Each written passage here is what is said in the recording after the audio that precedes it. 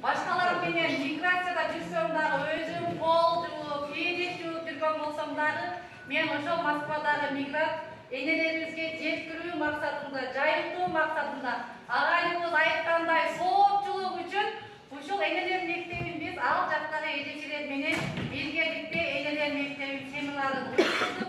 Ошол уюштурган семинарыбызга мына быйыл 2 жылдын жүзү болду. Бул плакаттарды мен жоготпой, насип кылса сөзсүз мен агай менен жолукканымда ушул плакаттарды көрсөтөм деп алып келгенмин. Булну атайын мен ушул газеталардан кыргыз энелер мектеби деп саттап даярдаганмын. Ошол менен эле биргеликте айрыкча бизде миграцияда эмес азыркы күндө бизде деле ушундай агайыбыздын 3 казан деген сабагы мени аябай таасирлетти ал жакта. Эми караңыздар, 3 казан кайсы казандар экен? Биринчиси бул аш казаныбыз, экинчиси акыл казаныбыз, үчүнчүсү рух казаныбыз, руханий казаныбыз.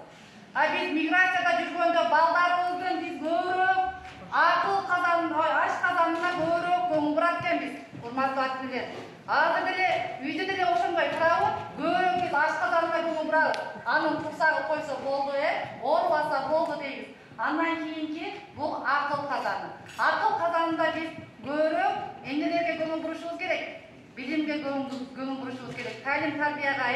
Андан кийинкиси бул руханий казан. Агайыбыз айтып өткөндөй 100% мен 3 казанга бөлдүм. Эң көп пайызды мен аш казанга бердим. Андан кийинкиси акыл казанга, эң аз пайызды мен рух казанына бердим. Эмне үчүн деп ойлойсуздар? Эмне үчүн деп ойлойсуздар? Себеби миграцияда жүргөндө биз балдарыбызды аябай сагынат экенбиз. Алар мээрим көрбөй чоңойот экен. Мээрим көрбөгөн бала башкаларга дагы мээрим төгө албайт деген агайдын аябай сыйкырдуу сөзү бар. Мен ошол сөздөр менен таасирленип, ушул самолетту мен атайын жасадым. Көрсөңүздөр, Москва энелер мектеби деп. Ушул рух казаныбызда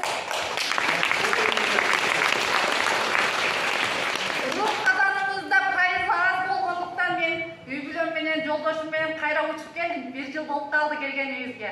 Бирок дагы ал жака барышыбыз мүмкүн. Бул менен эле чектелип калбайбыз. Ошондуктан караңыздар, бул жерде рух казанга аз пайыз бергеним үчүн мен